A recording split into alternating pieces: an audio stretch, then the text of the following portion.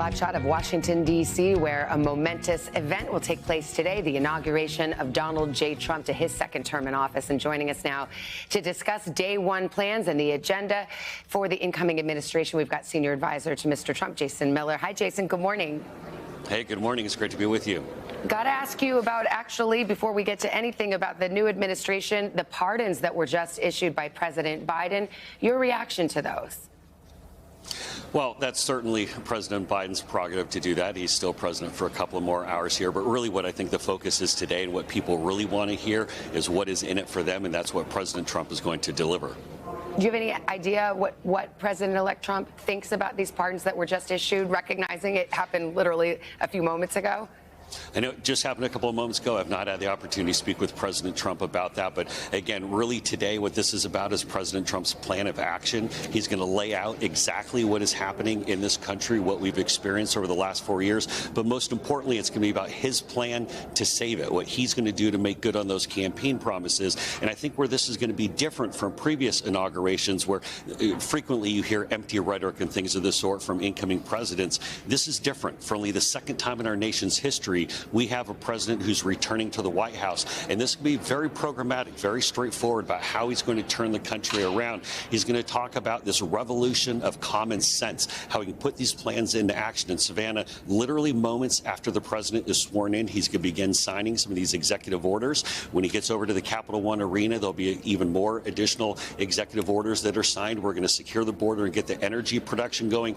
The plan of action and the implementation here is going to be different from anything we've ever seen in our nation's history. Well, let's put some meat on the bone here if we can, Jason, because, of course, one of the key campaign promises that the president-elect mentioned again and again was mass deportations. When you talk about executive orders and a big action this week, will we see raids in U.S. cities and forcible removal of undocumented immigrants this week? Is that part of the plan here?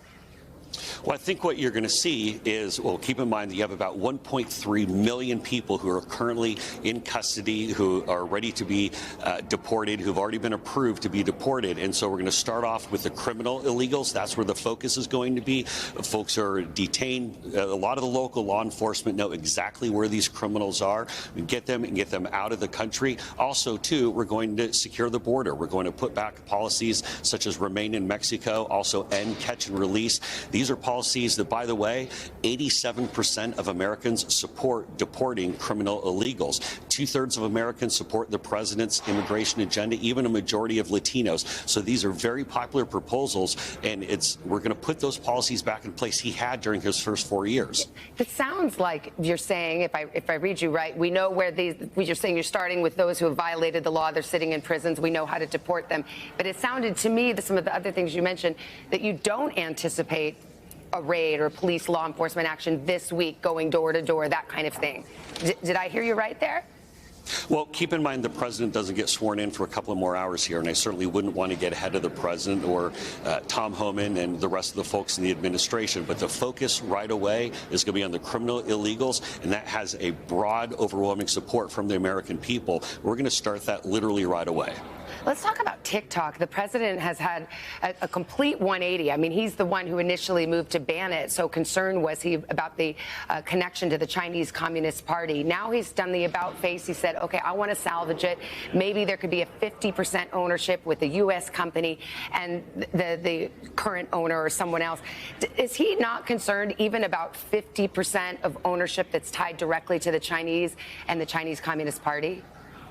Yeah, great question. What's important for people to know is that the plan that President Trump put into action back in 2020 forced TikTok to move all of their data to be stored here in the United States. So for the past few years, it's been stored with Oracle, domestic, obviously, company that's being kept here. But what we're talking about is really the operational control of the company. So when President Trump signs this executive order today to essentially give them an additional amount of time to go and try to go with the transfer of of the company. This is going to put the operational control into domestic ownership or someone who's outside of China.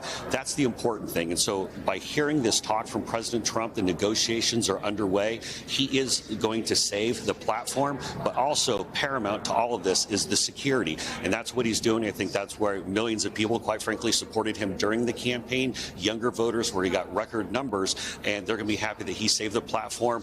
But it's going to be safe. The data is going to be here, and it's not going to be controlled by the Chinese.